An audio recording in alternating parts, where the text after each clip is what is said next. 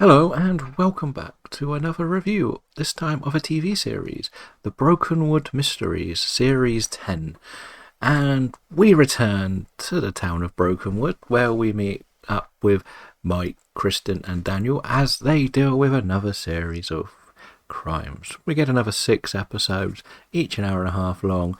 Each gives you that community feeling, because it's not just them solving it. We see the locals, like the coffee vendor Frodo, who's very funny. We get Todd, who's a local. We get Trudy, the moody barmaid, to a bar owner. And then we also get the scene stealer of all, Gina, the medical examiner, who always has a fun story to tell, especially to Mike. But this series has returned. We're in season 10 now. If you want to see something that's a lot like Midsummer Murders, but set in New Zealand, this is the show for you. They're all sort of cosy ones. There's lots of twists in every story. Sometimes a few too many, if we're going to be honest. But one thing I did notice quite heavily in this series was a lot of the victims were very disliked.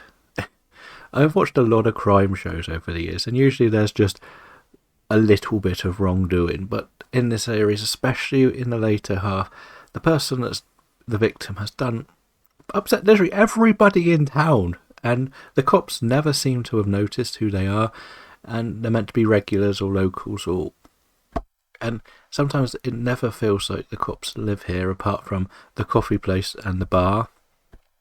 And every time it's like, oh, so who's this? It's like they're the town's dentist or the town's real estate agent. Oh, I've never heard of them.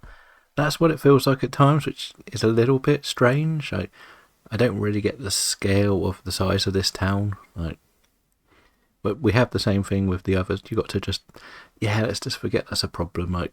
You can understand it in the big cities like your New Yorks and LAs and Las Vegases, but when it's meant to be like a small town community, it sometimes feels a little bit off.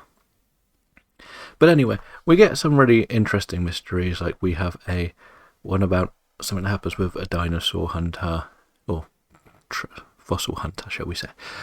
We have one that happens at a horror house. Then we also get a weird interaction with a dentist, and then there's a religious one as well. So they're all quite quirky and entertaining in their own way.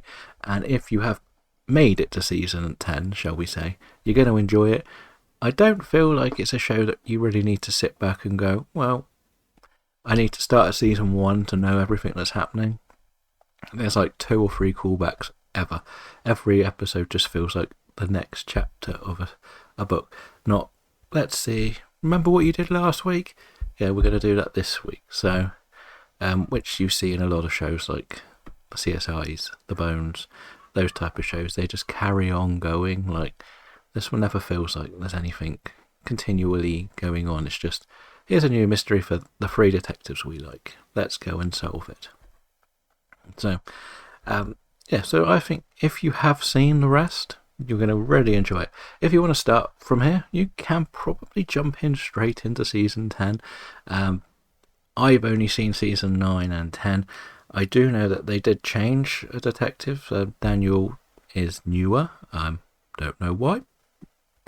I could watch all the rest to find out why, but I'd rather just get used to it with who we've got. Like I always say the same with Cheers. Like, yes, it's an 80s show, where if you watched it from the beginning, you loved Coach, but then when the actor passed away and Woody Harrelson took over, it was a bit weird. But then once you start watching the Woody Harrelson ones, you like them more, and this is kind of probably what the show did. So I think you can have a lot of fun. I gave it a solid 4 out of 5. Again, I'm someone who has lived, breathed detective shows. I've watched all of your CSIs, all of your Monks, Psychs. I like the quirky ones, not the dark, serious ones, and this one fits in perfectly. Being a Brit, it gives me a lot of like for the Jonathan Creek era of detective shows. So let me know if you've checked out much of this series and whether you think this is going to be one that you will check out if you haven't. And hopefully we can watch the next series next year. You never know. Thank you for watching, and goodbye.